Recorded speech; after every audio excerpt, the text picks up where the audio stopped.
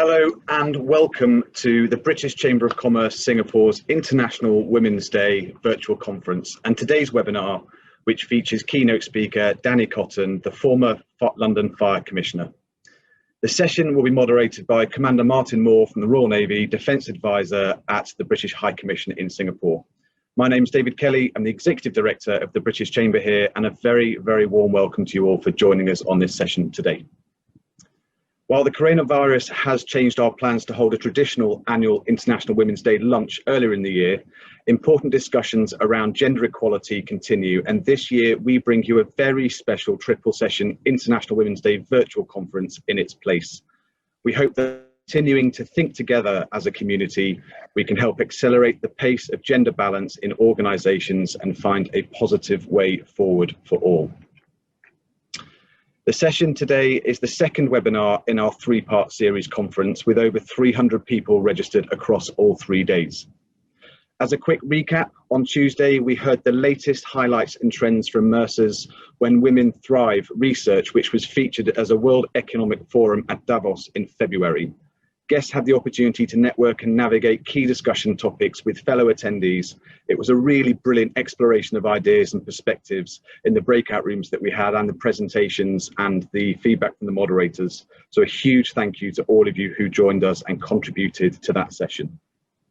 Coming up next week on Tuesday, the 29th of September, we have our final webinar of the conference entitled Quotas, a Blessing or a Curse, which promises to be a really interesting debate and presentations from our formidable panel of speakers. In 2010, the UK spearled an initiative called the 30% Club, which seeks movement for gender balanced boards. The idea of being a quota appointment makes a lot of people uneasy, but change at the top continues to be sluggish when we develop under its own means. Make sure that you do join us and have your say, so please do join us next Tuesday. This fantastic conference would not have been possible without the support of our Women in Business Committee, who work extremely hard to keep these important topics at the forefront of our minds. Another huge thank you to Barclays Bank, our diversity inclusion partners, who support all of our activity that we deliver in this space. I would now like to introduce you to Andrew Ashman, Head of Loan Syndicate APAC at Barclays Bank, and also the co-chair of our Diversity and Inclusion Business Committee and the British Chamber of Commerce here in Singapore, just to say a few words. Andrew, over to you. Great, thank you, David, and welcome from me to the keynote address at this year's BritChamp International Women's Day virtual conference. Personally, I really enjoy these sessions because no matter how well developed one's D&I thinking is, the discussion always provides a different perspective to challenge your own ideas. And I'm really excited about today's session. I think it's going to be really enlightening for all of us. Gender balance has become one of the most critical issues for businesses to address. Research has shown that leadership teams with greater gender diversity develop better and faster solutions and create a more collaborative environment. And with the onset of COVID, markets are becoming more competitive, and gender balance will become a more important key measure of success. At Barclays, we're very proud to be supporting this event. We recognise that the banking industry has traditionally been a male-dominated environment, and we're constantly striving to build a more diverse and inclusive workplace. Gender balance is a key pillar to that strategy. Some of the measures that we've taken to support women in the workplace include creating an active and vibrant women's internal network to promote female career progression throughout the organisation. We've implemented extended maternity and paternity leave schemes to assist with return to work parents. And we've set some aggressive female representation targets at all levels of the business. So these measures have helped, but there's clearly a lot more work to do. And the pace of change needs to accelerate.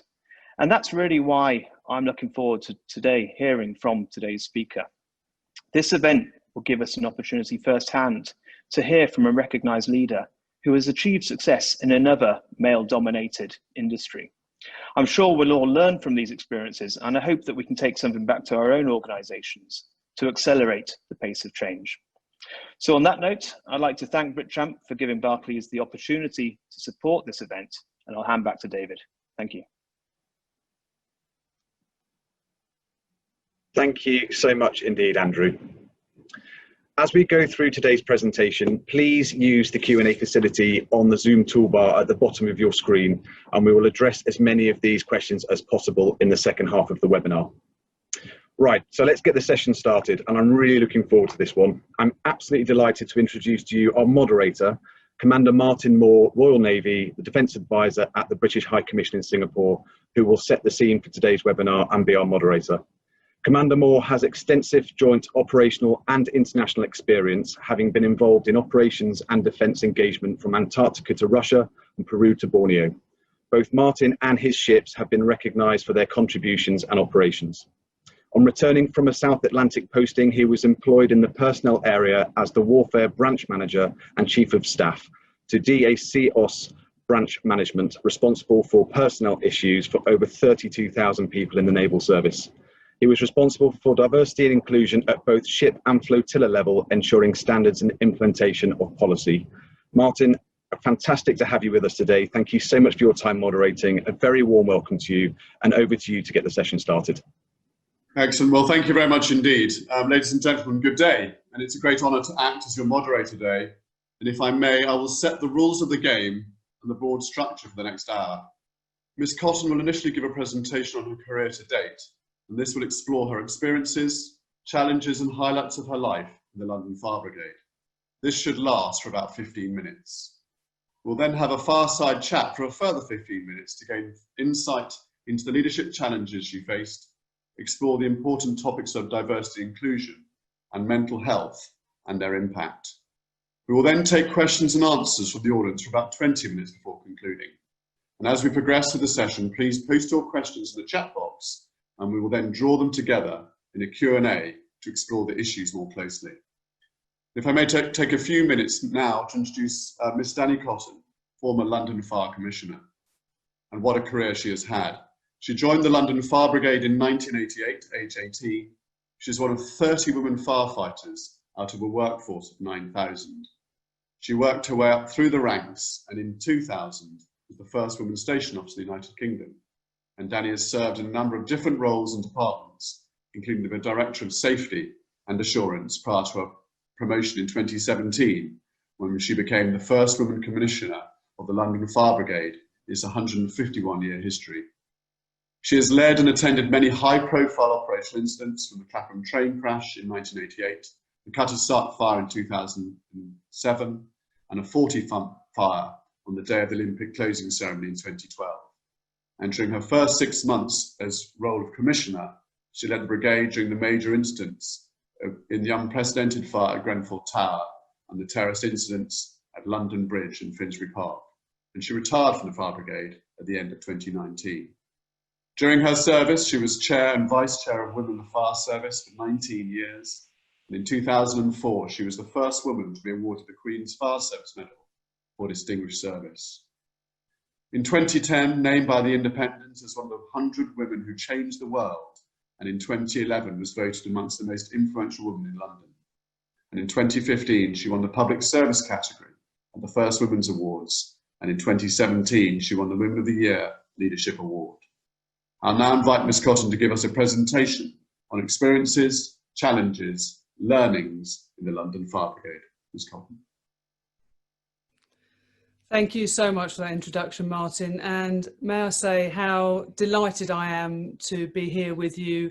I just wish it could be in person. It's the first one of these I've done on a webinar, and I really miss audience interaction, but I'm just going to imagine you're all smiling at me and nodding along as I talk. So hopefully you'll get the opportunity to ask a lot of questions. I'll go through a presentation first that'll cover my career, say some of the highlights for me, some of the low points too, but then we'll have a good chat and hopefully you'll ask a lot of questions. So if we can move on to the slides. So here is me. So you'll see top right hand of your screen with a little circle around it, a very naive young 18-year-old full of enthusiasm, not believing there was anything that I couldn't do. I definitely was one of those children that, you know, liked to do something different. I wasn't a girl dressed in pink traditionally. You know, from an early age, I was an air cadet. My best friend and I joined the air cadets at the age of 13.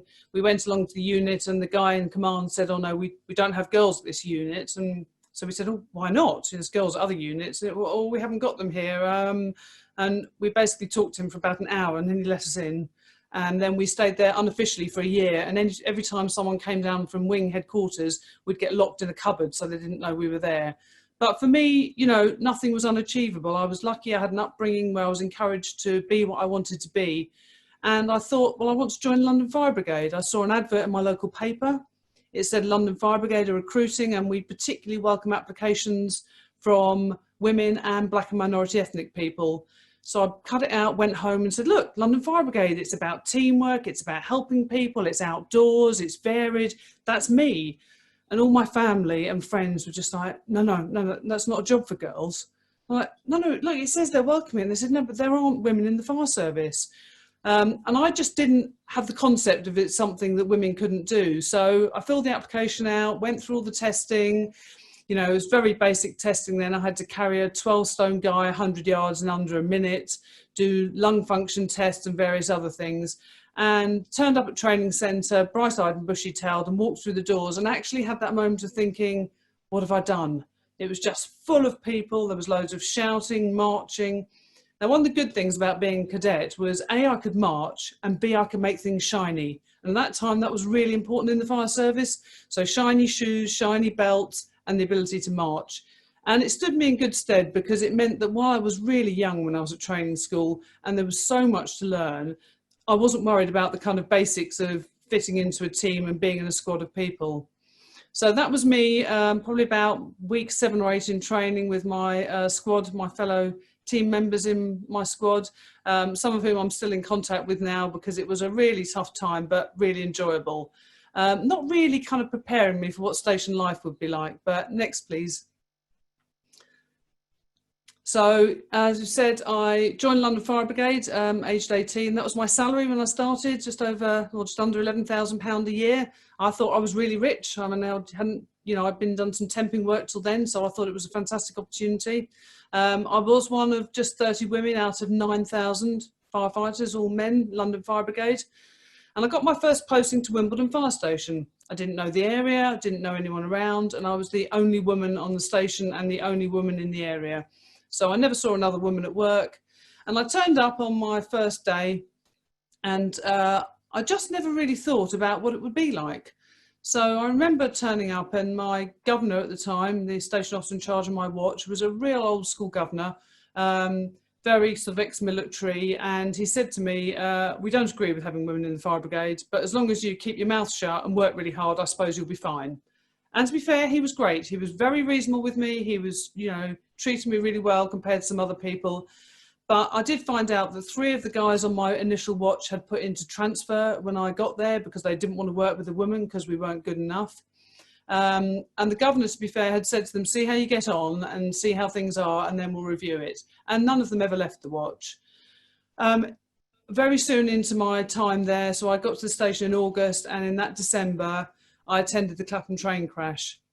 Now, it was obviously the first time I'd been to anything like that. I'd been to some small fires and various bits and pieces, but it was a large-scale crash. You know, 3 trains crashed in the middle of rush hour on a very cold December morning. We all got ordered to go there, and I was really excited, thinking first big job, without really understanding the sort of the consequences of what you're going to face.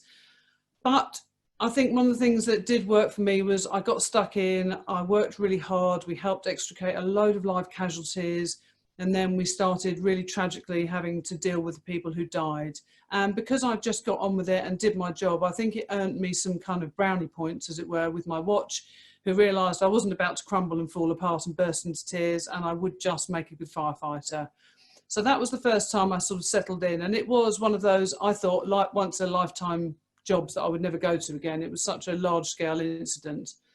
I really enjoyed being a firefighter. It was a really, you know, a great job. Every single day was different. You turned up to work never knowing what you were going to face.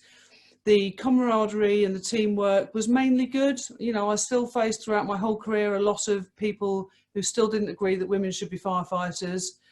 And it took me quite a while to work out, but one of the reasons, and it's, I suppose, quite sad when you look at it now, being a firefighter, and as they did call themselves then back in the 1980s, a fireman, was seen as being a really heroic, macho job.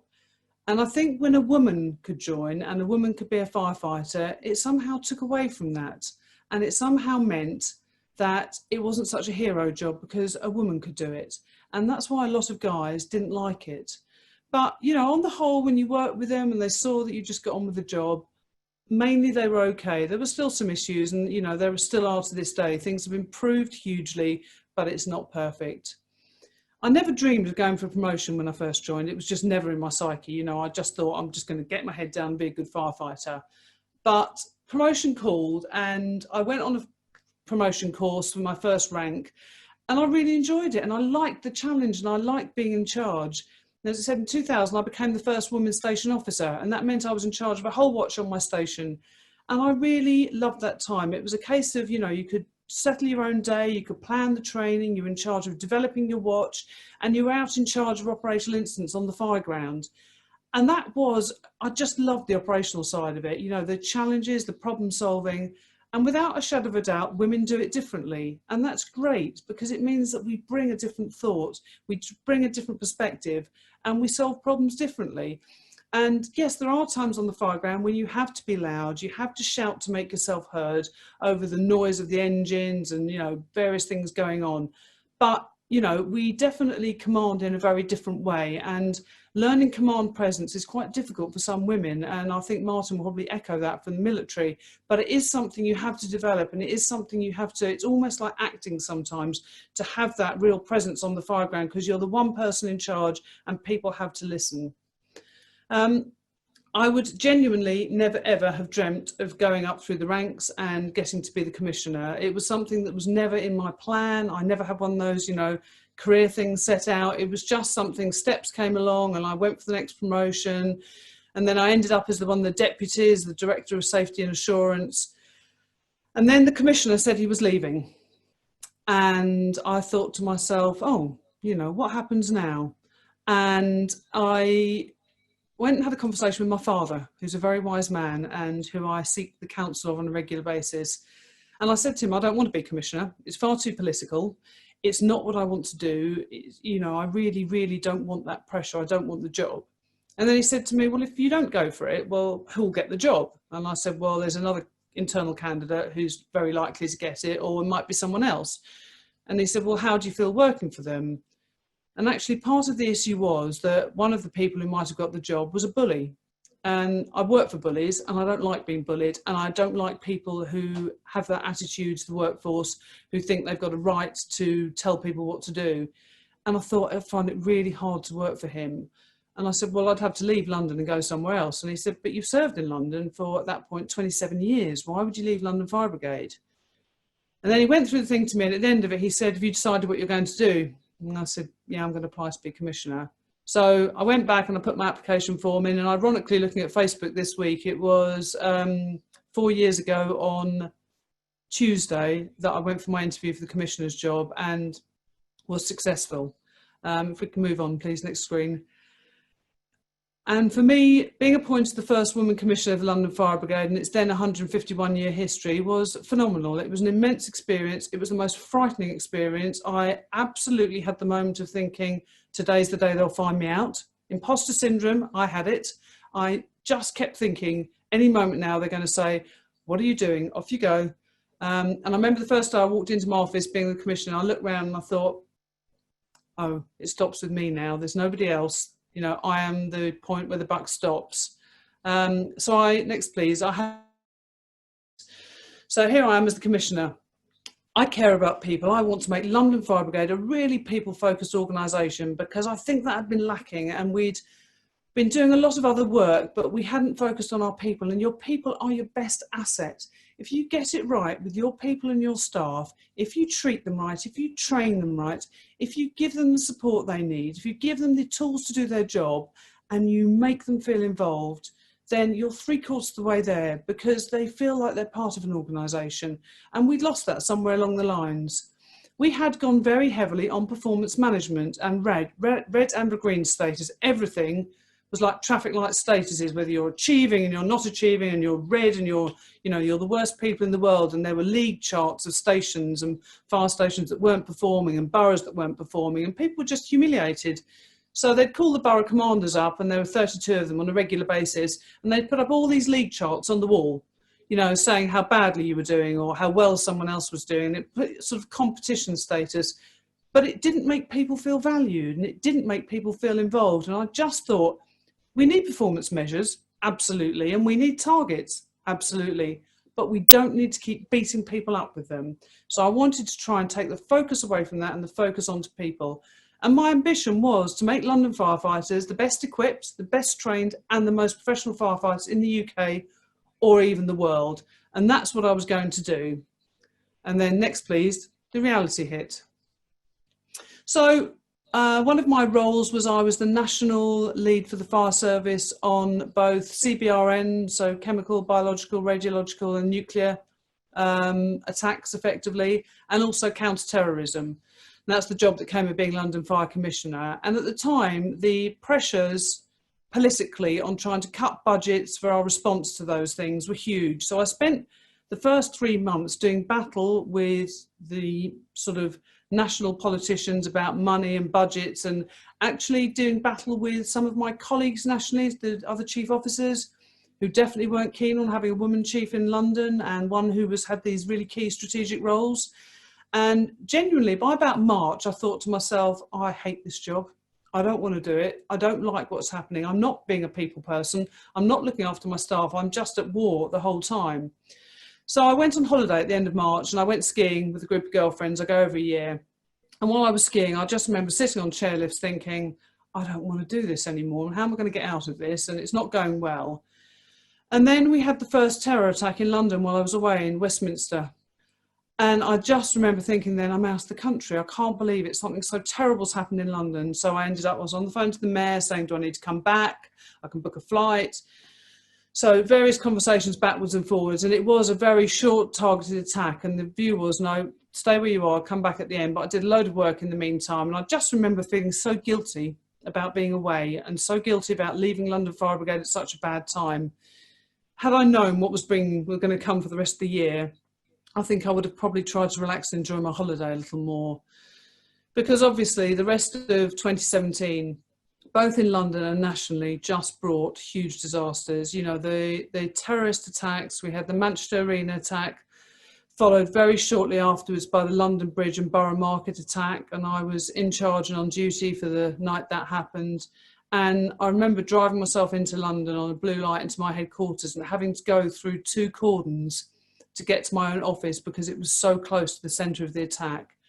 And just thinking to yourself, the world's gone mad. What's happening? Why is this, why are we suddenly under such attack from every different angle in such a different way we've had it before? Nobody was expecting to have these low-level attacks that could cause such mayhem and such fear. And that was really tangible in London, the fear of what was going on.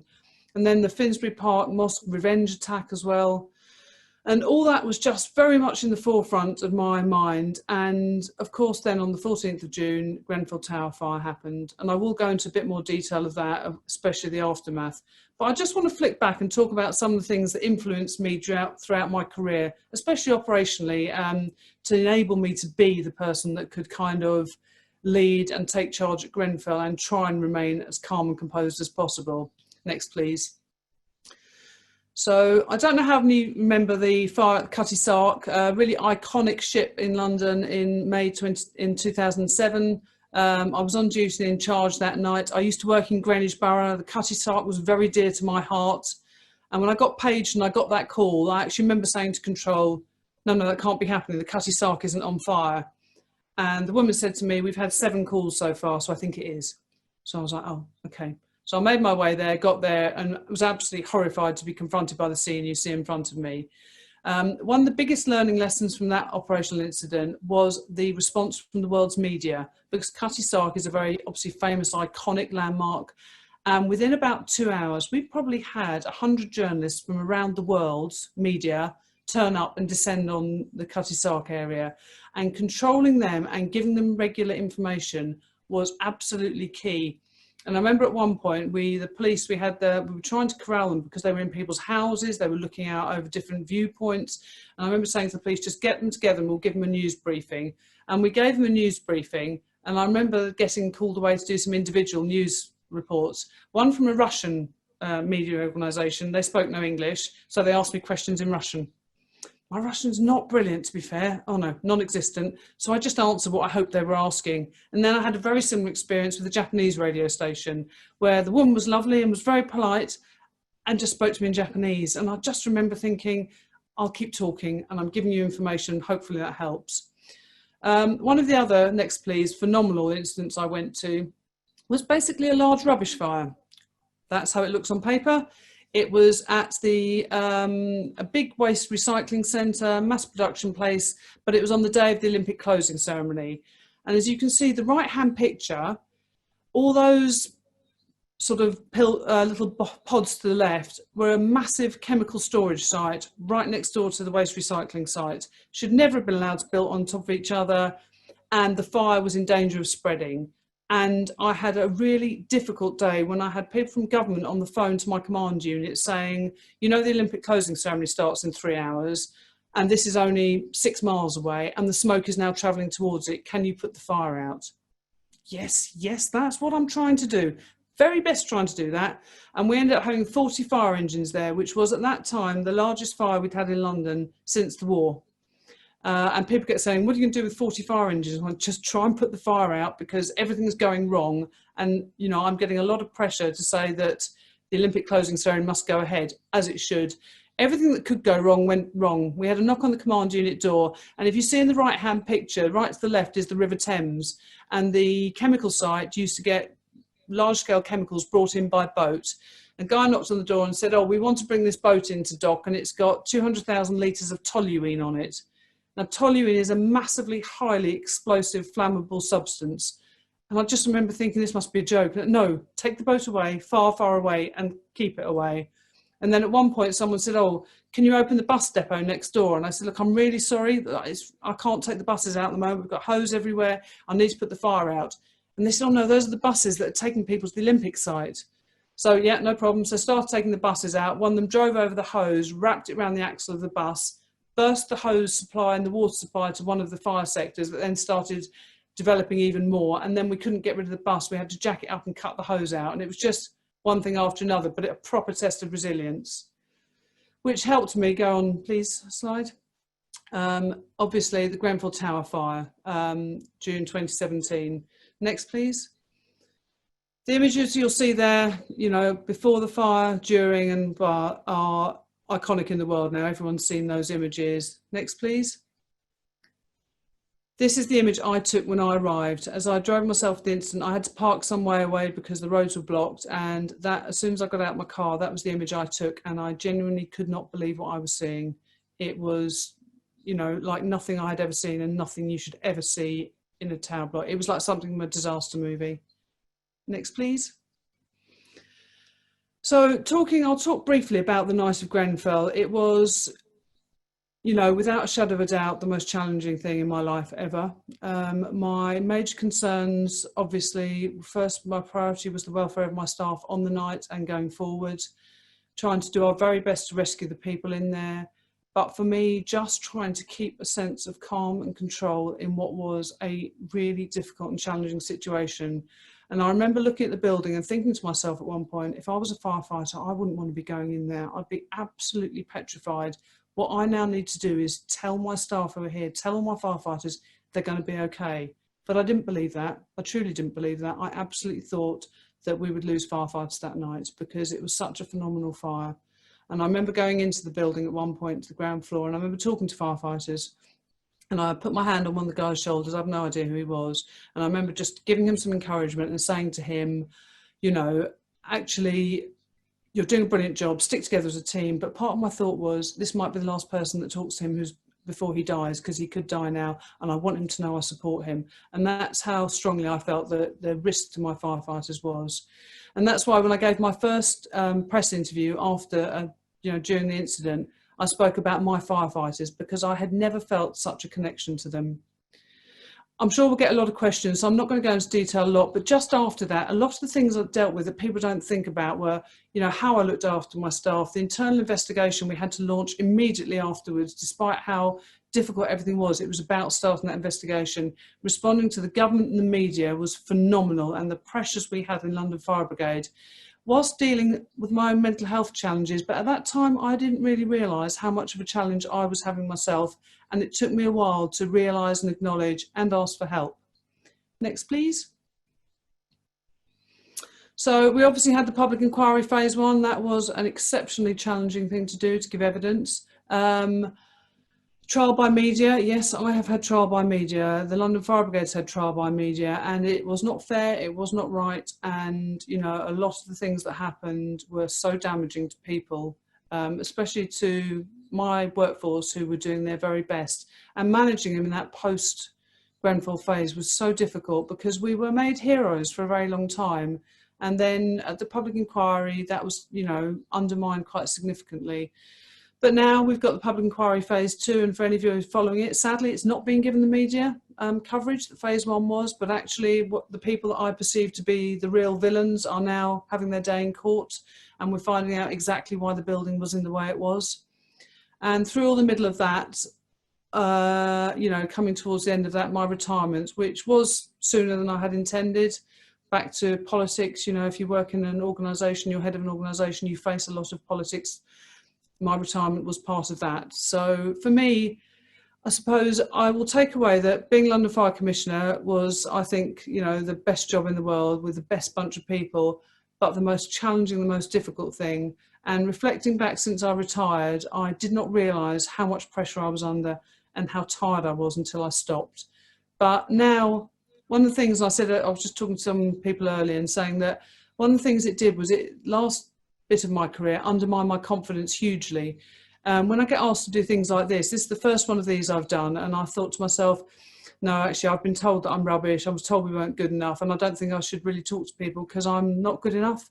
And I need to stop thinking that, because London Fire Brigade is an amazing place, the staff are brilliant, and we did a really, really good job and continue to do so. So now I think it's time for a fireside chat and some questions.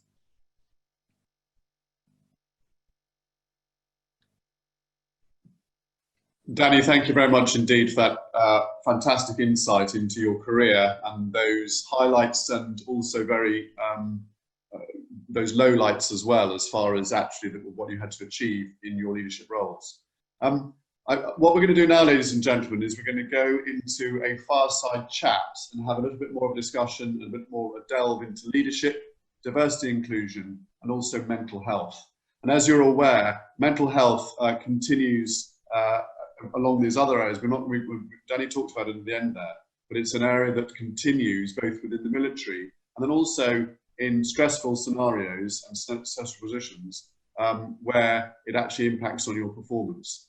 And I know certainly with the demands on people to continually perform, it really does affect them. So that is an area which we'll draw out later on. So we will now go into a bit more of a fireside chat and look at those areas. Dany, do you have any insights at the moment on the leadership roles, and maybe right back at the beginning of your career, when you were the formative time, and you were saying that there weren't that many inspirational leaders, but there might have been others within the organisation. Where did you get your inspiration from? And then as you developed as an individual, how did you then formulate your own leadership style and take that forward to such an effective way?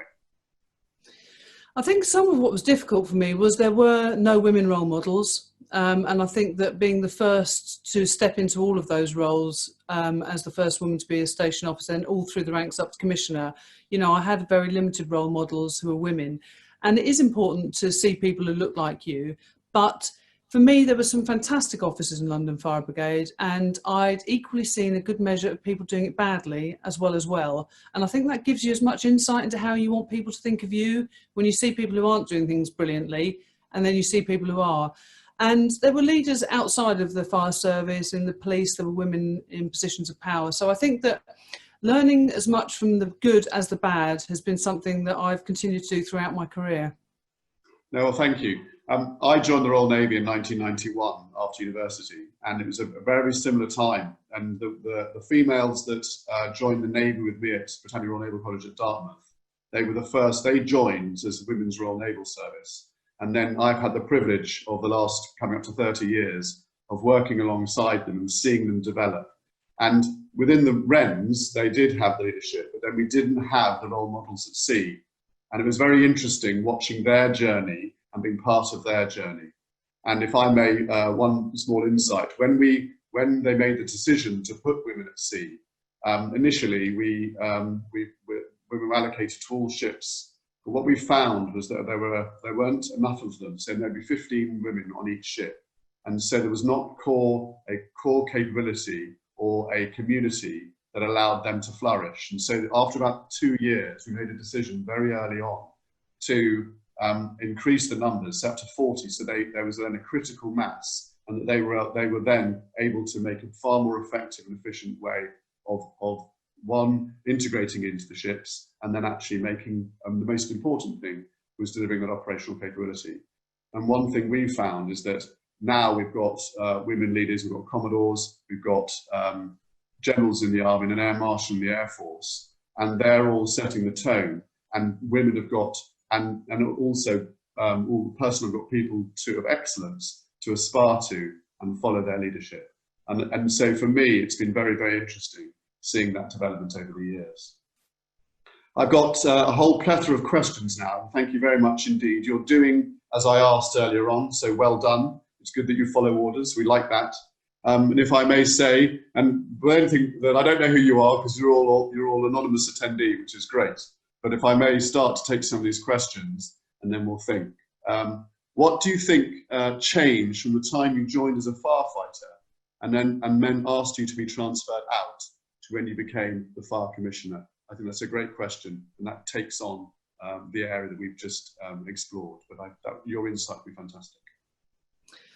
So I think that a lot has changed. I think society's changed. Society views people differently and allows people to far more be what they want to be. But I think, you know, when I first joined and I was that sort of lone woman at work, never meeting another woman. And I remember going to a fire station where there was another woman. We had to go on our fire engine to Croydon Fire Station, and there was another woman there. And somebody called her into the room we were in, and she actually wouldn't speak to me because she had been told by the guys on her watch that you don't talk to other women, you're not allowed to mix with other women. So I think something that gave me the kind of courage to speak to other women and support other women was the Women's Network. So I was involved very early on in the setup of the Women's Network. It was called Networking Women in the Fire Service. It's now called Women in the Fire Service. And it was just a support group for women to come together, have someone else to bounce ideas off, have someone else to check things in, and just to be able to give each other a level of support. It's now far more than that. We now assist fire brigades with things like policies. So because quite early on there was no things like maternity policies. So if a woman firefighter became pregnant, it was sort of the end of the world. What do we do with her now? But things like we didn't have uniform that fitted us. We didn't have separate sleeping accommodation. We didn't have separate changing and showering accommodation. So it was a really difficult place to fit in because you were just a bloke at work. You know, I got changed in front of the blokes. I slept with a group of blokes, you know, and it was just awful. I think evolving and making sure that fire services had got that kind of the right procedures in place helped. But I think just for people to, the critical mass that you talked about, Martin, is really important. Once you get a number of people, then, you know, it becomes a more comfortable, natural place. But I think providing support, because lots of women left, you know, lots of women only stayed for a matter of weeks, months or years because they couldn't cope. And I think getting those number of women in and people just getting used to working in a mixed workforce. I remember the first time I worked on a watch with other women. I was a junior officer and I had 2 women firefighters, and it was a fantastic place to be because it was far more normal. And I remember we were all on the same fire engine. I was in charge of it. The 2 women were riding the back, and we needed a driver, and we didn't have one on our station. We were short of drivers, so a guy came from the next station. I knew him, and he turned up, And we got on the fire engine to go out, and he looked across at me and he said, "Oh, hi, Dany, how are you? Lovely to see you." I said, "Oh, hi, how are you doing?" And he looked over one shoulder and he was like, "Oh, Linda, hi." And you could just see him thinking, this isn't going to happen. If I look over the other shoulder, there's going to be another one. And he looked over and there was Jane. And I remember him looking at me and I said, "Everything all right?" And he said, yeah, I'm going to be on my best behaviour today. I just thought, what a strange thing to say, but that was how people felt. And then we went to an operational incident. Very tragically, someone died. But I was in the crew that found the casualty with the other woman, and the other woman firefighter had done a job outside of supplying the water. And when I was talking to the fire investigator, and I talked about myself and firefighter Smith and firefighter Philpott, and then he said, "What, 3 of you on one machine? Is that allowed?" Let me think. So I think attitudes have changed, people doing the jobs changed, but it still is a challenge. So London Fire Brigade still only have nearly 8% of their workforce as women. We've got a long way to go yet. But a part of that is about the view and the perspective still by the general public of what the role of a firefighter is, and the fact that it is still that big macho job, and not understanding how much of it is a fantastic job that involves communications, teamwork, thinking differently, you know, and the fact that women make great firefighters.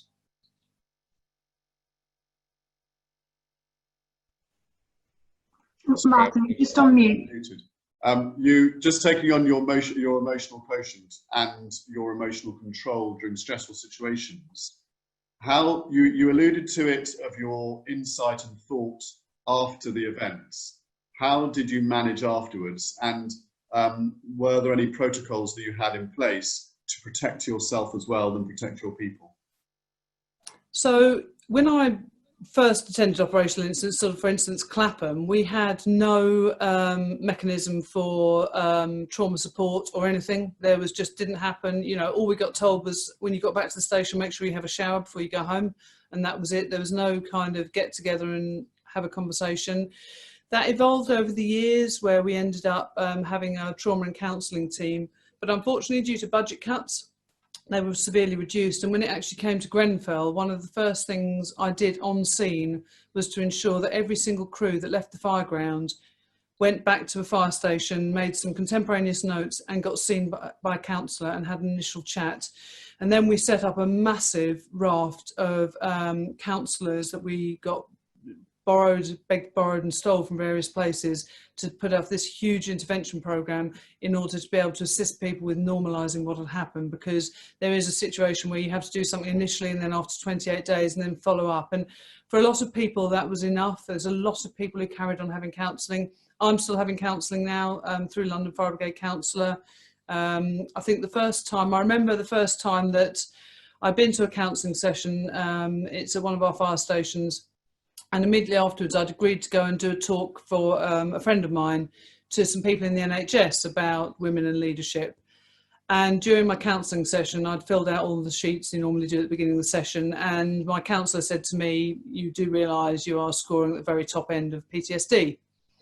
And I hadn't even thought about it. I just ploughed on, been so, you know, focused on doing my job and everything else that was happening, and it took me back a bit. And I remember just walking down the road, because it was literally a 5-minute walk to where I was doing this presentation, and standing on the stage and saying to the people, "I think I've just been diagnosed with PTSD.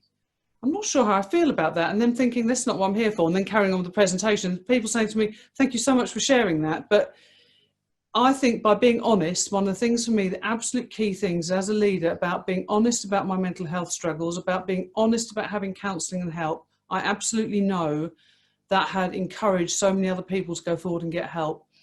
Mainly because officers, and really senior officers who thought themselves to be macho, roughy-tufty officers, came to my office and said to me, "I need to get some help, and I would never have done it if you hadn't been so honest about it." No, that trauma risk management is a key factor in many of our environments. I certainly know from my experience when we would come back from the Gulf, and this would be on board ships, say we've been working for Iraq or operations associated with Iraq and Afghanistan. And because we as a formed unit would then have 6 weeks of returning from that operation environment to our homes, it gave us time to decompress and then also to go through the shared experience. But it's very important. We have formal trauma risk management. I'm a trim leader, and we would watch out for people and the signs. And I think it's really important. You're in a very, in a small, close-knit environment, working hand in glove with those personnel. And so you're watching out for people. And then I think the importance that you outlined at the end for the long-term sustainability is you as a leader declaring that publicly, and then that gives your subordinates the confidence to then also deal with those issues. So fascinating. If I move on, thank you so much for sharing your powerful insights and being so candid as you've just been. You touched on resiliency at the end. What has helped you to start to come back from what you said was a major blow to your confidence at the end? I think that's a really interesting question. Thank you. Yeah, that is really interesting. It's taken a while. I think it took me a while to realise how damaged and bruised I was, and to take a step back and then think about how I was going to look after myself. I think that I took some time out at the beginning of the year. I was quite poorly when I left the job. I think potentially now I probably had COVID, which is not a surprise because I was so run down. But I then took time to build myself back up and to spend some time exercising and looking after myself and trying not to get involved in the negative media. So I've been really conscious of not looking at media and stuff to do with Grenfell right from the start, because to begin with I found it traumatic, and then I just found that there is so much negative coverage. But actually to reflect back on the reality. So when I left the service, the week that I left, they organised something which has never happened before for a commissioner, and now looking back I wish I had been more, I suppose, with it. At the time I was in such shock and trauma with things that happened at the end of my career. But I had effectively what was a kind of street parade, and 2,000 people turned up to wish me well and to say they're sorry I was leaving, and to line the streets outside my headquarters. And recently I came across, there's a Facebook page where people had shared photographs and shared messages, and just reading those and remembering that I obviously did something right, because loads of retired firefighters from around the world, we had people flying from Germany, we had people coming from America just to be there on that day and support me. And then to actually, I've been just dipping my toe in doing some work, and people starting to ask me advice, and to remember that actually there were small pockets of things that were criticisms, a lot I think unfairly lodged because of politics, but for the rest of it, you have to be incredibly proud, to have been the first woman commissioner, to have led the London Fire Brigade, which is a phenomenal organisation, and to have achieved as much as we did. I have to consciously remember those, and I have to consciously, but the counselling has definitely helped me, because I try and focus my mind and try and deal with the things that I have as negative images. And effectively, one of the ways I do it in my counselling is I have an image of plastic stacker boxes, and I put negative things in a stacker box and I file them away somewhere. They won't ever disappear, but I feel I have control of them then. Well, thank you for sharing that. And if I may say, the audience are absolutely amazing, because they're listening in, and we've had up to about just under 100 people involved. And your questions are almost as if they're scripted, but they're not, I promise you. As the first female commissioner of the London Fire Brigade, as well as the immense pressure that came with that role, did you also feel pressure, responsibility to aid the development of female talent in the service, or feel pressure as a role model to the women in the fire service? I think that also is a fascinating question. Yeah, definitely. So one of the things that I have done throughout my career is to act as a mentor for people, not in the formal mentoring service. I don't enter into mentoring contract, but actually to ensure that I'm always there to talk to women. And, whenever I've always set up women's development days so we can get women together and talk about, because it is different being a woman as a leader, especially in a very male dominated organisation. And I think people have to recognise that. And one of the things I learned very early on was I won't respond in the same way as a man does. And I remember one of my colleagues saying to me, what you need to do is this, this and this. And I said, no, that's what you'd do as a 6-foot white bloke. It's not what I would do, and it's not the way I respond. So I think for me, being a role model has been a huge responsibility and a huge privilege. And just meeting people, I went to a conference in America a few years ago and did a keynote speech. And one of the things I read recently on the Facebook page was this woman who posted a picture that I'd taken with her, and people will say to me, can I have a picture? And they, oh, it must be real pain. No, it's amazing that people want their photo taken with me. I am just me. And the fact that you think that highly, that you want to stand next to me and have your pictures, lovely. And this woman said, I got to meet my hero and my role model. And I thought, that's just such a compliment. And it's something I've always been conscious of and something I've always taken time out, right from spending time with our cadets, you know, to be a role model to those young people, through to our firefighters, through to speaking at sort of leadership conferences, and definitely being hugely involved in the Women in the Fire Service and running sessions about women and leadership. It's something I'll carry on doing. I carry on supporting a number of women, and I always will do. But for me, the weight of responsibility of that is huge, but such an honour. No, I think that's fascinating. We have a thing in the Royal Navy called the Women's Naval Network, and that also reinforces their understanding, but also it's a champion for excellence. And what you actually find is quite a lot of men that will go in and also join, so that they understand better and actually get greater insight. And so I see that as a real positive. I'm now moving on, and if I may say, I'll reiterate what I said before. You are excellent, and you're helping us with the train of thought. Thank you so much for sharing your experience. Could you share a few of the most difficult challenges you faced while in the Fire Brigade, especially since it's traditionally a male-dominated environment? On reflection, is there any scenario you would manage differently, having developed further skills and life experience? So I suppose early on, the things I found difficult were when I was first a junior officer and I was managing, one of the first watches I was on as a junior officer was a very, very difficult watch full of quite unpleasant people. In fact, it was one of the only times that I thought I might leave the London Fire Brigade and resign because I had such a hard time. And I think that at one point, so I was on a development programme, and at one point I got given the offer to move off the station and go somewhere else because they were such a difficult bunch. And I decided to stick it and stay there. Regardless, thick or thin, of what damage it was doing me, I wasn't going to give in. But subsequently, I have said to other women, if you're in that bad a situation, sometimes it is just better to move and start afresh and go somewhere else. And it doesn't mean you failed, because they're the ones who failed. They're the ones who are behaving badly.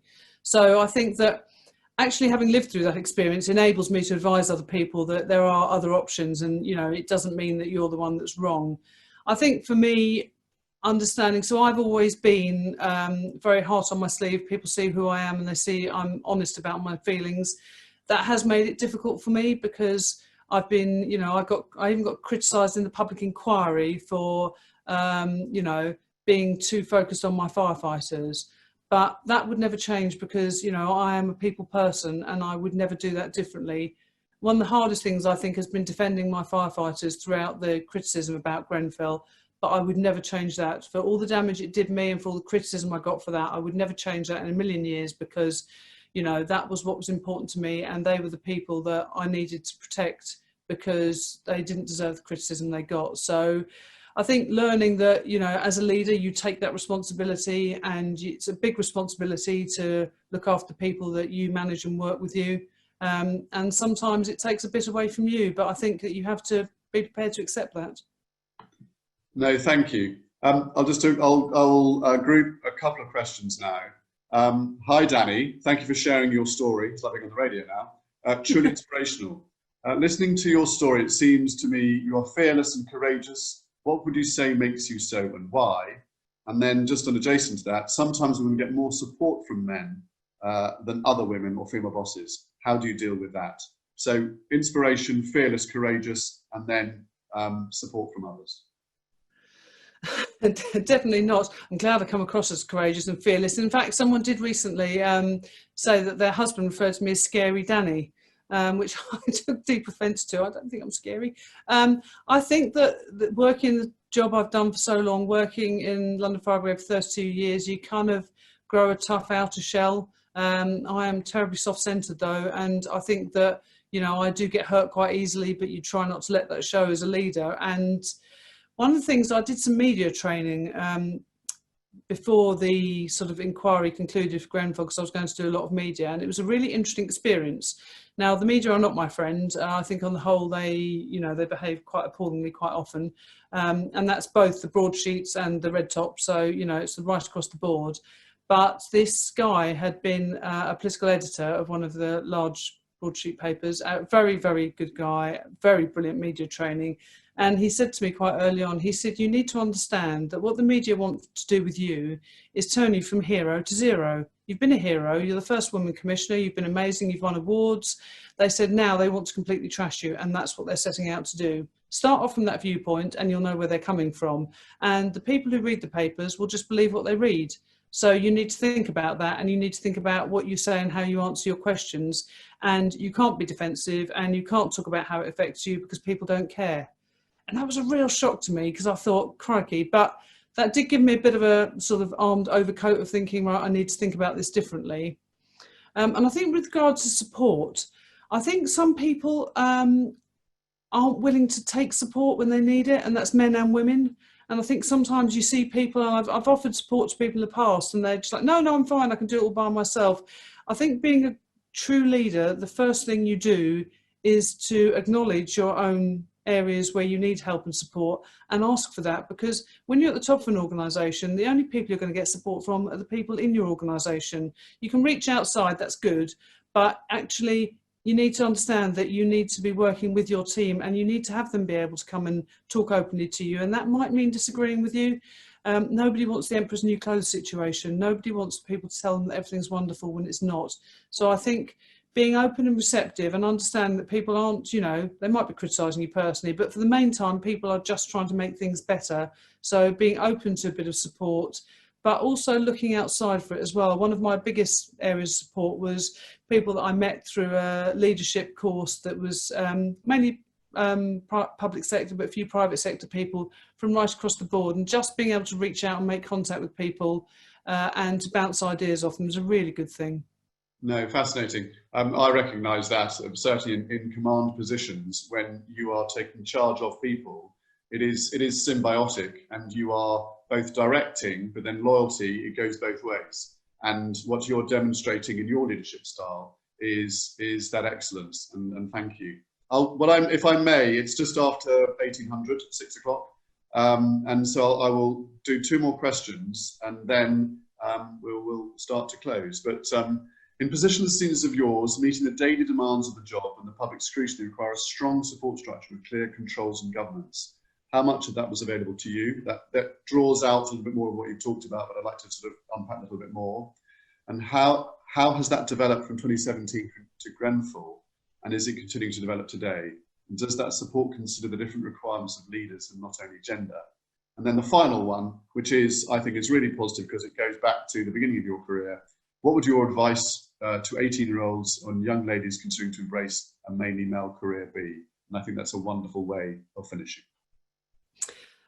So I think support, not as good as it could have been. I think that part of, actually, some of the reflections at the very end of my career when things didn't go so well were that, and reflections from inside London Fire Brigade were that I had not been given the support that I should have had from political leaders and other people, and that, there'd been an assumption. So quite sort of early on in my career as being the commissioner, we changed the way the governance of the London Fire Brigade worked. We didn't change it, was changed by law. And it meant that I was no longer just the commissioner, I was actually the head of governance for London Fire Brigade. So it was a very isolated and lonely position, and it just didn't come with the support. I'm very pleased to say the guy who now has the job has a much bigger support network and has been given a lot more advisors and things. I didn't have that available to me, and that was an issue because a lot of the things I was doing were just trying to make my own way.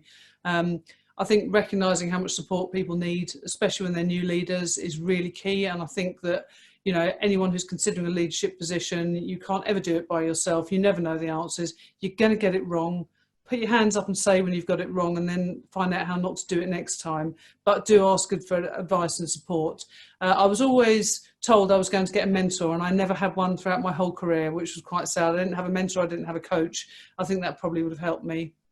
My advice to an 18-year-old, and I suppose if I look and give that advice to my 18-year-old self, was maybe get a couple of years experience of things under your belt, but actually, I think being a firefighter is the best job in the world.